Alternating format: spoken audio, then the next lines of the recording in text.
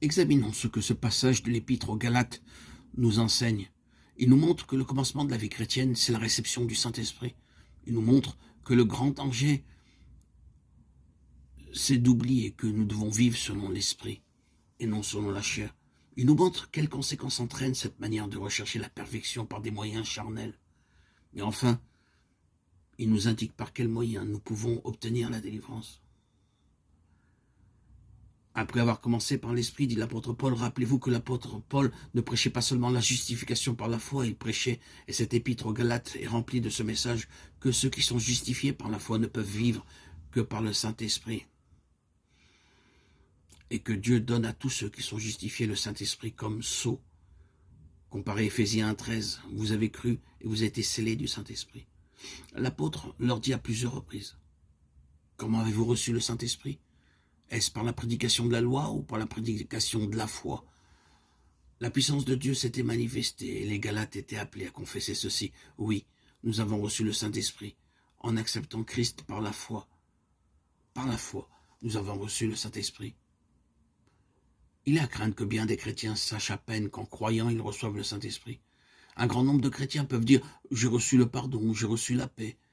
Mais si vous leur demandiez « avez-vous reçu le Saint-Esprit » ils hésiteraient. Et la plupart, s'ils répondaient oui, le diraient avec hésitation. Et ils vous diraient qu'ils savent à peine ce que c'est que de marcher par la puissance du Saint-Esprit. Essayons de nous emparer de cette grande vérité.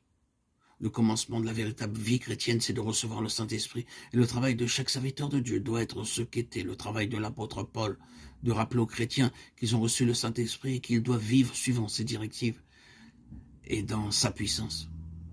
Si ces Galates qui avaient reçu la puissance du Saint-Esprit étaient tentés de s'égarer et couraient le danger de chercher à perfectionner par des moyens charnels l'œuvre commencée par le Saint-Esprit, dans quel danger encore plus grand se trouvent ces chrétiens qui savent à peine qu'ils ont reçu le Saint-Esprit ou bien qui, acceptant cette idée comme une affaire de foi, y pensent à peine et ne remercient presque jamais Dieu pour ce don si merveilleux. Si nous posons cette question, que faut-il faire pour que l'Église de Christ soit restaurée? Acceptons aussitôt cette vérité. Le Saint-Esprit doit être beaucoup plus honoré qu'il ne l'est. Dans le cœur de chaque croyant doit régner cette conviction profonde.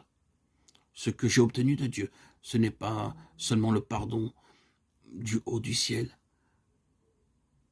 mais le Saint-Esprit venant vivre dans mon cœur pour être ma force. Dieu a appelé l'Église de Christ à vivre par la puissance du Saint-Esprit, et non par le pouvoir de la chair, par la volonté propre, la volonté humaine, par nos propres forces, nos énergies humaines, ni nos efforts humains, mais seulement par la puissance de l'Esprit de Dieu.